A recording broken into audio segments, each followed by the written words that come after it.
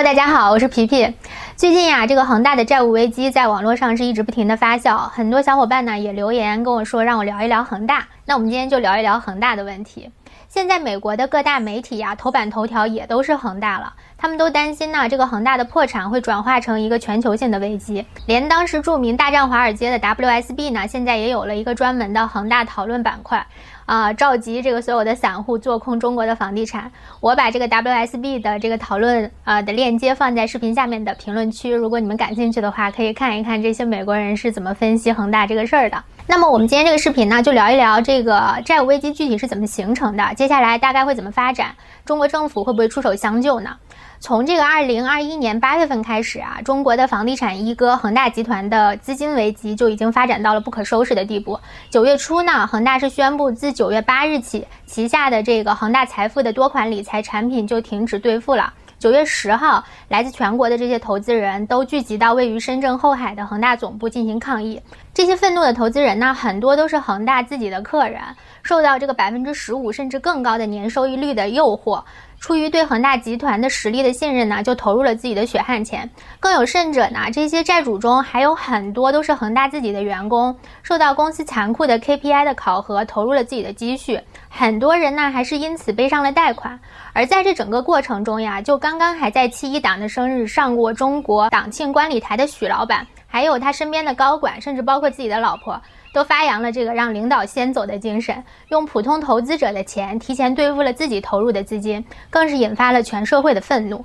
其实呀，这个恒大财富虽然欠投资人的总债务已经高达400多亿人民币了，但是这只是整个恒大地产债务中的冰山一角。恒大的负债总金额呢，高达1.97万亿人民币，相当于3000亿美金。这个呢，是整个南非的全年的总 GDP。而这个债务呢，占中国上市公司总债务的1.5%，这其中有1/3是各类的有息贷款，而它的有息债在2020年平均的利率已经高达9.49%，目前恒大已经成为债券市场中成本最高的一家公司。从有息债的结构来看呢，从高到低依次是银行的借款、企业债券以及各种可转债4个部分，而银行借款的比例呢，高达97%。除此之外呀，恒大还有一些隐形的债务，比如说是名股实债和一些上下游的应付款。这个具体数字呢，谁都不知道。但是据估算呀，恒大2020年的隐形债务已经高达8385万人民币了。实际上从2021年起啊，恒大集团的商业票据，就是说恒大对于它的供应商和这个各类建筑施工单位的债务就已经不断的出现延期和止兑了。这些建筑商呢，拿不到钱，自然也不会为这个房地产商继续干下去了。而这些贷给他款的银行呢，更是比香港狗仔队跑得都快。从2021年春天开始呀，就已经陆续传出对恒大收贷的消息了。至于恒大自己向散户和这些员工募集的产品暴雷呀，只是引发这个事件而已。而这个目前深陷债务困扰的呀，在中国并非只有恒大集团这一家房企。房地产界排名老2的这个千年大计雄安新区的热情追捧者呢，华夏幸福，目前负债是4000亿人民币，其中有8780亿都已经出现了违约，而它账面的这个流动资金呢，也是几乎枯竭的。中国平安呢，已经为此计提了数百亿的坏账拨备。而排名第16的荣盛负债是2500亿人民币，股价几乎是腰斩，到处都是他打折卖房的广告。而做这个高端地产的泰禾集团呀，负债也是2000亿，已经出现了烂尾楼的现象。甚至连长期的销量冠军这个碧桂园呢，也是岌岌可危的。目前已经开始像恒大一样雇佣了很多水军，在网上吹嘘自己呢运营良好，没有问题。而这个具有上海国资背景的绿地集团呀，也是出现了部分的停工，还有这个甩卖的迹象。而这种地方的中小型房企啊，根本是无人问津。2021年到目前为止呢，中国全国房地产企业破产的数量已经超过了270家，几乎是平均每天都要有一家房地产企业关门。那么这个占据了中国经济总量20%，曾经支撑起中国人主要人生信仰的房地产行业，又是如何走到这一步的呢？它又会把中国带向何方呢？恒大会不会成为中国的雷曼兄弟呢？首先我必须要说明的一点啊，是这次房地产的危机呢，基本上只是民营地产企业的一个大危机，而全国性的这个国资的地产企业，比如说招商、保利、万科、中海，至少能在这场危机中活下去，甚至呢有希望成为这个接盘民营企业巨头化解金融风险的一个救星。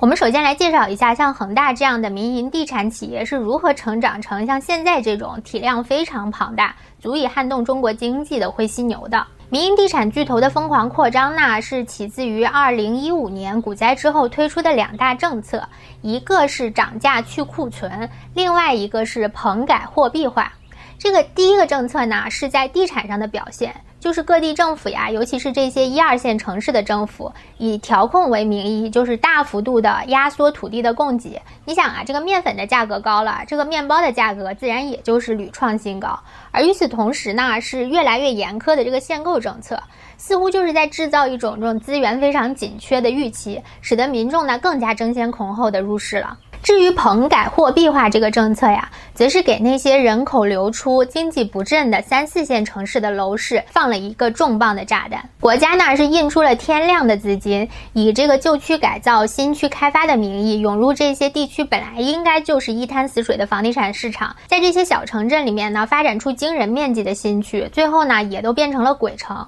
民众被制造出来的这种购房需求呀，让这些看起来开发成本很低的地区呢，成为了民营房地产巨头圈地的乐园。这里的地方财政呢收入有限，极度是依赖地方的土地出让金和这个开发项目带来的那些贷款过的日子。而这些大的房地产商呢，也可以在这些地区规避那些在大城市拿地的诸多障碍，以非常低的成本在这里快速的圈地，实现这个高速的扩张。而那些被大城市高不可攀的房价、严格的限购条件而排挤出来的这些购房者呀，他们的需求呀，在这里似乎也找到了安放之处。而恒大的债务危机呢，就是在这样的市场大环境之下形成的。民营地产巨头的扩张呀，靠的是这个高杠杆、多拿地、快速周转。而拿到地呢，就可以申请银行的开发贷，然后投入总工程款的25%呢，在很多地方就已经可以申请这个预售证了，和银行呢继续完成房地产的预售，资金回收以后再去拿下一块地。某些房企啊，甚至开出了惊人的高周转速度，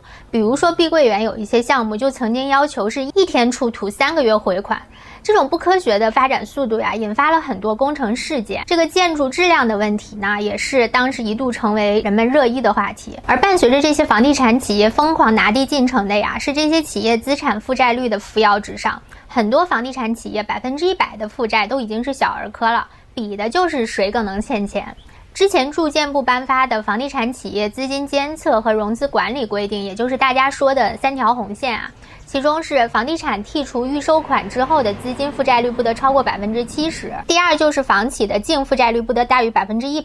第三呢就是房企的现金短债比要小于1%，恒大也是3条红线全踩。而跟着恒大一起踩了红线的还有绿地、融创、华夏幸福、广州富力、首开股份等众多家房地产企业。而恒大面临着国家出台的一系列的打压房地产泡沫和房企去杠杆的这些宏观调控政策呀，表面上虽然是配合，但是私下呢还是不死心。在这个银行贷款越来越严格的风控下呀，转而求助了那些成本更高的融资手段，比如说各类信托、私募产品，最后资金呢往往也是兜兜转转流入了房地产界。许多打着国家重点创新企业之类名号的大型国企啊，也是利用自己能拿到的廉价的国家资金，投入了这个有利可图的行业。有些房企呢，比如说恒大和碧桂园这些，在国家缩紧贷款政策以后，甚至开发出了类似于 P2P 的理财平台，各类收益率呢都高达2位数，综合成本呀高达20%以上的资金过桥产品，那是层出不穷，风险呢大家是可想而知的。现在我们再来具体看1、2个恒大发行的这个理财产品啊。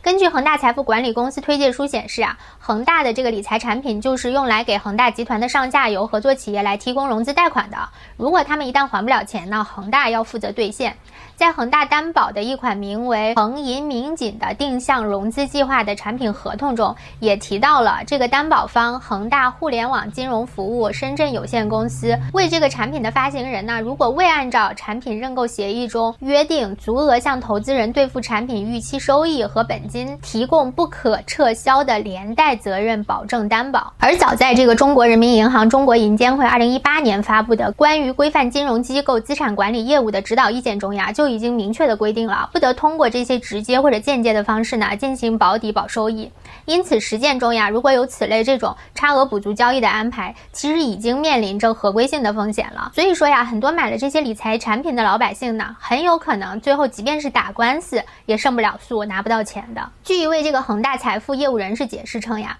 这些产品的备案登记申请人，也就是恒大上下游的这些融资方呢，全部都是恒大地产的供应商。由于这个工程项目本身的的特点呀，恒大地产短期是欠这个供应商的工程款，结算的时候呢一起付清。如果到时候这个理财产品有任何的问题，恒大是可以先把工程款兑付给这个投资人的。从这里啊，我们不难看出，恒大的这个债务结构呀是相当的复杂。它的具体债务情况呢，我们外人肯定谁也不清楚。但是可以看出来的是，恒大欠的债里面有很大一部分都是没有抵押物的，或者进行了2次多次抵押的。即便是清仓它的资产，也是还不清它所有债务的。而像恒大理财这种金融产品呀，其中涉及到的各类这个通道费用、融资顾问费，可以说养活了北上广几十万的金融民工。在这后面呢，还有银行的开发贷、地产商向建筑商开的各种商业票据和其中这些灰色地带的花费，最后呀都转嫁到了购房者的身上。而购房的人呢，之所以愿意加入这场游戏，当然是建立在房价永远会涨这个预期下的。毕竟呀，在这种预期之下，又面临着超发的货币，房贷呢是普通人仅有的可以拿到这种大笔廉价的资金，从而来对抗通货膨胀影响的唯一渠道。那么我们再来聊一聊中国政府到底会不会救恒大啊？许多在这个中国有过炒房经验的人呀，都已经习惯了这种眼花缭乱的各种调控。很多大城市的朋友呢，也都有过这种离婚换房票的经历。很多人都会想呀，这会不会又是一次阶段性的调控呢？毕竟呀，就算是在这个风口浪尖的恒大，也已经大到足以被称为大而不能倒的这个地步了。它的债务呢，牵扯的是几百家的金融机构，其中还有很多是境外的一些机构。一旦出现违约呢，就会是交叉违约，甚至会影响这个外汇的稳定。它的这个商业汇票呀，给建筑行业带来的冲击，也会在这个农民工聚集的行业里面爆发出一个巨大的维稳的炸弹。而各级的政府机关呢，对这个后果肯定是心里有数的，更不要说这些烂尾楼对普通老百姓的财务和心理和信任的这种双重的暴击。虽然说恒大的许老板呀已经转移了香港公司的法人，表明呢他可能已经被政府限制出境了，但是各种这个恒大的预备破产清算的消息呀，也是每天都有新的版本。但大家其实对于恒大最后被国资接盘这件事儿呢，还是充满了信心的。但是这个野村证券中国首席经济学家陆挺呀，最近的一份报告却给了这个满心期待的投资人一个很严重的警告。他认为呢，这次情况是不一样的。中国已经将遏制房地产泡沫呀上升到了国家战略的层面，市场现在呀应该准备好迎接比自己预期严重的更多的经济放缓、更多的这个贷款和债券的违约，以及潜在的股市的动荡。他把中国现在这个经济状况呀类比了美国1970年，当时的美联储主席呢沃尔克是断然采取实行了这个货币紧缩，当时造成了美国经济大幅度的衰退，但是这个政策呢也为20世纪最后的20年的长期发展奠定了基础。中国政府呀这次大概真的是可能愿意为了实现包括减少对外高科技产品的依赖、提高出生率、缓解财富不平等这些长期目标，来牺牲一些短期的经济增长和这个社会稳定性，来解决出生率快速下降和这个财富不平等加剧的问题。野村证券的这份报告呀其实是提示了一个问题，就是如果中共真的有重大的结构性调整目标，那么在这个目标下呢，轻易为这些企业家接盘，也许呢就会给市场上其他的房地产商一个错误的信号，就是说国家总会来救你的。这对于这个高涨的房地产市场起到降温作用呀，是要大打折扣的。虽然说如果让国家接盘类似像恒大这样的企业呀，无非就是多印一点钱出来，但是如果不能让整个社会对于这个房地产的价值有一轮彻底的重估的话，这种做法呀和中国目前的政策方向是不相符的。其实说白了，这众多债主里面呀，只有银行是国家的亲儿子嘛，所以说只要是银行不爆发这种巨额的信贷危机，为了方便国家低位接盘呢，房地产行业的袁弘变野呢，应该还是会持续一段时间的。我个人认为啊，救助恒大的方式会是先逼着这个恒大自救，然后呢再去找企业负责人和各类高管的各种问题，尝试着让他们回吐已经转移到个人名下的资产，接着呢再找这个国资房企来接盘在建的工程，然后呢去救这个建筑商、材料商，最后呢就是卖土地房产来抵押偿还债务。但是考虑到这些房地产商之前快速的扩张和这个未来房价减值的预期啊，很多债务肯定从此也就是变成坏账核销了。就现在中国这个房地产政策的调控方向来看呀，房价是既不能涨也不能跌，就是把它冻在这里。之前放出的这些天量的货币呢，也是被这个几乎不能交易的房地产冻在了高位。最后这个危机啊，会以这种普通的购房者和老百姓依然要按期偿还房贷的形式，逐渐的把这个放出去的钱呢，从民间回流到政府控制的银行手里。而各级的地方政府呢，主要的这个来源也是由土地出让金得来的，未来呢也逐渐会失去意义，因为地方的财政呀不再拥有自主性了，所有的这个权利呢回归中央政府。其实所有这一系列问题的根源呀，都是政府监管出现了问题。